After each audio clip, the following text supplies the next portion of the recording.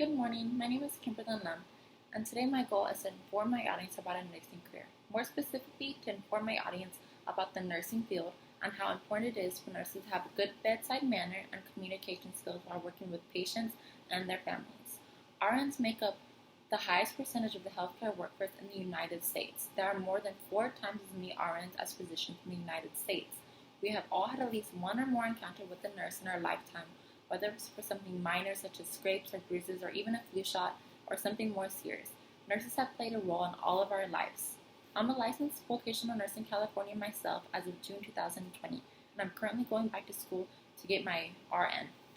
This topic is important more than ever right now since the rise of COVID-19 cases have surged in California. Nurses are at the front line working 12-plus hour shifts, ensuring loved ones return back to their families. They are main confidants, supporters, and communication line for all of their patients since family and visitors aren't allowed to stay with them due to the pandemic. Throughout my speech, I'm going to inform my audience about the history of nursing, the duties they perform on a daily basis, and how it is necessary for nurses to be able to communicate openly while showing compassion to their patients and family members in a professional manner. In order to better understand the nursing field, let's take a brief look at the history of nursing. Up until the Civil War, nurses performed mostly domestic duties. However, during the Civil War, the role of the nurse changed due to the overwhelming amount of injuries that needed to be attended to. Florence Nightingale played a huge role in the modernization of nursing. She advocated for sanitary living conditions for patients as well as proper hygiene throughout hospitals. In 1860, she opened the first nursing field in London. Before this, nurses in training would only learn from the medical books they were given. One of the more prominent nursing programs that started in America was named Frontier Nursing Service. It was founded by Mary Breckinridge. This organization was designed to provide nursing care to underprivileged citizens living in more rural areas of the U.S. The nursing profession within the United States became as popular as it is today mainly due to its huge focus within World War II. Many women from around the nation wanted to give care to the soldiers that were fighting overseas. The government took notice of this and invested millions of dollars into the expanding healthcare industry, just as the technical age was starting, so this allowed an increase in medical innovations.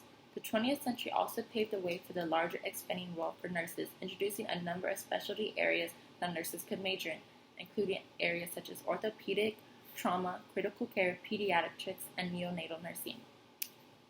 Now that we have discussed the history, we can understand the daily duties nurses are responsible for performing.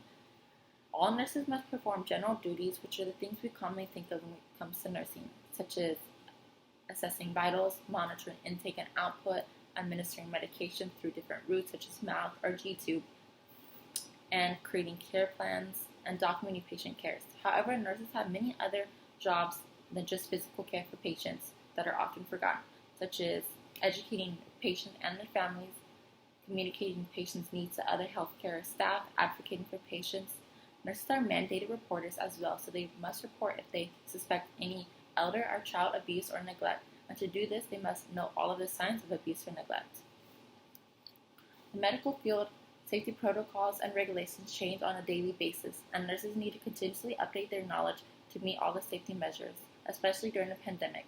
Nurses must know and understand all the transmission precautions, which include contact, droplet, and airborne, and what personal protective equipment are needed for each precaution. The nursing field is forever evolving to provide proficient care. Therefore, our communication skills need to continuously evolve as well. Nurses will encounter varying types of situations with different outcomes, some positive, some negative, and a nurse must know how to respond to every single type of outcome to the best of his or her ability. In the nursing field, we refer to this as therapeutic communication. This includes active listening, focusing, using open-ended questions, exploring, paraphrasing, restating, recognition, acknowledgement, and acceptance, just to name a few. On the contrary, there are some factors that could adversely affect patient and nurse communication, such as level of consciousness, language spoken, culture, and emotional state. In these cases, you need to access the best mode of communication skills for the patient, which can be gestures, written communication, body language, or even word and picture charts. Ineffective communication can lead to many problems. To avoid this, I'll inform you guys of a few strategies to avoid when talking to patients and family, such as probing, changing the subject, challenging a patient, false reassurance, which is a very common one. While it is human nature to want to reassure others and say everything is going to be okay, you don't want to lie to a patient or their family. Nurses must evaluate their communication. When it is deemed effective and therapeutic is when the message is fully comprehended and any questions or concerns are relayed back to the nurse. In conclusion, nurses can be a very rewarding job, but to do so is a necessity for nurses to show compassion, provide bedside manner, and openly communicate with patients and their family, even in the toughest of situations. In my speech, we have gone over the evolution of nursing over time, the roles of nurses and all of their duties, and how two-way communication leads to the best experience for patients and nurses as well. Now that all this information has been provided to you guys, I hope that the next time you see a nurse, you thank them for all of their hard work and dedication. Thank you, guys.